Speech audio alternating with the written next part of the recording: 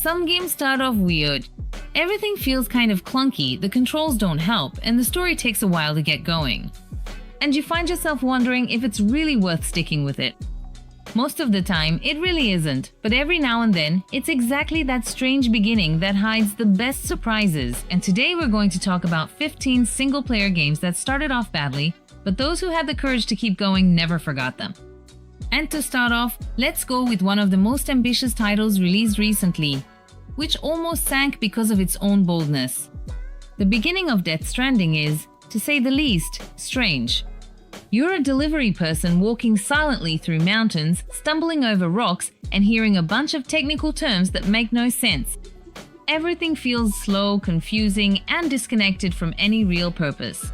Even Kojima's fans were lost, thinking they were playing a backpack-carrying simulator.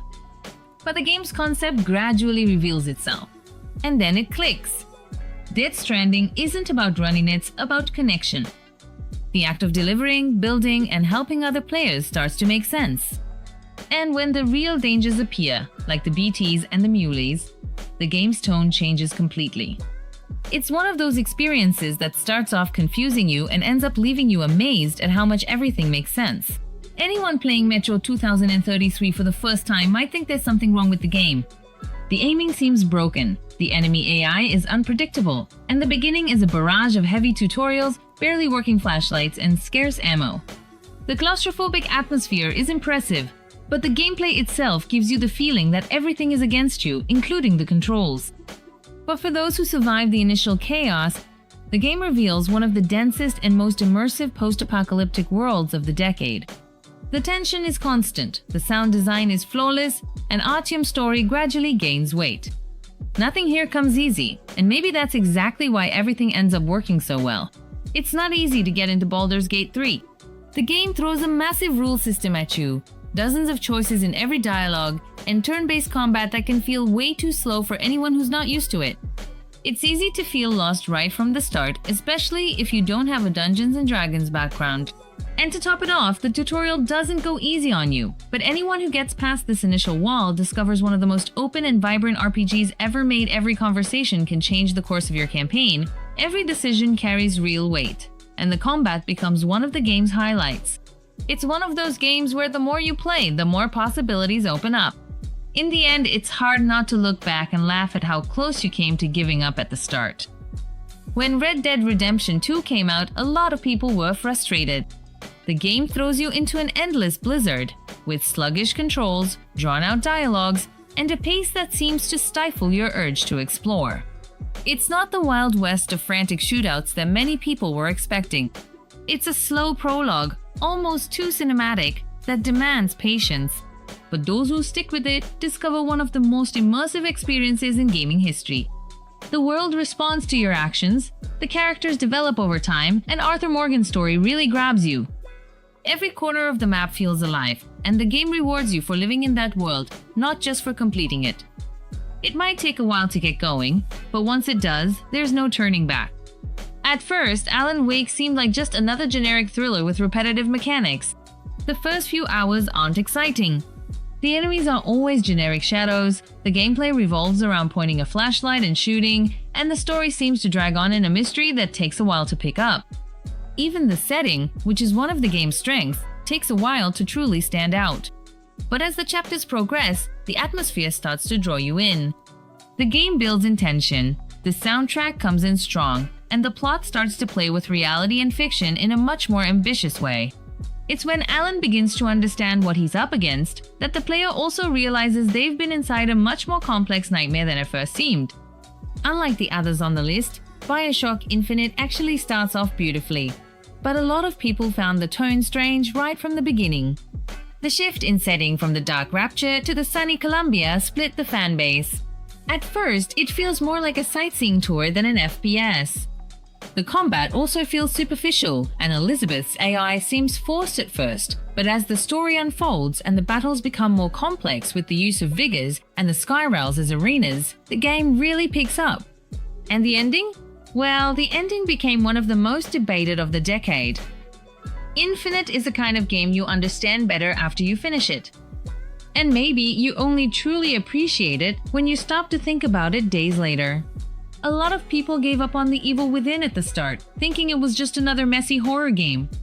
The first chapter is chaotic, with the camera way too close, a frustrating chase, and a tone that seems inconsistent. You feel lost, not knowing if the game wants to scare you, confuse you, or just plain annoy you. But if you stick with it a little longer, you'll discover what it's really about. A wild descent into psychological horror that isn't afraid to experiment. Each level brings new ideas, the bosses are creative, and the disturbing atmosphere becomes more engaging than you'd expect. It might not be a perfect survival horror, but it's memorable and much better than it seems at first. The introduction of Dishonored 2 might feel stiff. The game puts you in linear corridors, with forced dialogue and little excitement. Even the powers take a while to show up if you don't pick Emily right at the start. A lot of people get frustrated, thinking the sequel lost the pace and freshness of the first game. But once you get past that lukewarm beginning, the game bursts with creativity.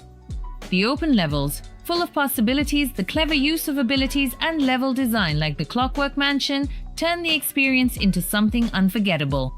Dishonored 2 goes from bureaucratic to brilliant in a matter of minutes, as long as you can get through the bland beginning. The first hour of Jedi Fallen Order gives the impression of a generic lightsaber adventure game. The combat feels clunky. The parkour isn't exciting, and the protagonist Cal comes across as bland. For those expecting an Uncharted set in the Star Wars universe, the disappointment hits hard right from the start. But when the planets start to open up, the Force powers come into play, and the combat becomes more technical, the game reveals its true identity: an accessible and captivating Souls-light. Exploration becomes the highlight, the challenges ramp up, and epic moments start to appear. It may take a while to show what it's made of, but when it does, it's worthy of the franchise. The beginning of Horizon Zero Dawn tries to immerse you in a dense story and a world full of new concepts, but ends up stumbling over its dialogues, drawn-out scenes, and a tutorial that keeps you stuck for too long. Aloy also doesn't win you over right away, and the early combat against machines just feels like a festival of arrows with no real impact. But when the game finally lets you loose, everything changes. The variety of enemies, the traps, the elemental weaknesses, the planning everything starts to make sense. And the story, which at first seemed a bit out of place, grows until it becomes a science fiction plot well above average. It's the kind of game that gains momentum over time, and by the end, you're completely immersed. The first impression of Kingdoms of Amalur is that it's a dated RPG with no real identity. The visuals are generic, the dialogues are too long, and the number of quests feels more like a checklist than something genuinely interesting. A lot of people look at it and think, just another RPG trying to be epic and failing. But what keeps you hooked and eventually addicted is the combat.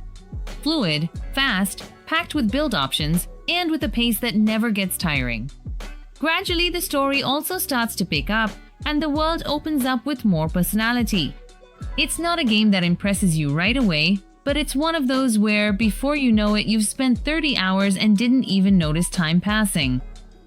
Right at the beginning, Divinity Original Sin 2 can be intimidating. There are dozens of stacked systems, an absurd number of options in every battle, and dialogues that seem to go nowhere. Even the menus can be an obstacle for those used to more guided RPGs. A lot of people simply get stuck in the tutorial on the ship or in the first fight at Fort Joy, but those who persist discover one of the best written and most flexible RPGs ever made. Combat becomes a lesson in creativity, where everything in the environment can be used to your advantage. Your decisions have real consequences and affect the entire campaign. It's one of those games where every playthrough can be completely different. The learning curve is quite steep, but the reward is truly enormous. Mad Max is the kind of game that doesn't win you over right from the start. The beginning is dry, with repetitive missions, a world that's vast to the point of feeling empty, and mechanics that take a while to reveal their depth. The first few hours throw you into a desert that feels more lifeless than immersive, and that turns a lot of people off. But over time, you start to see how everything fits together.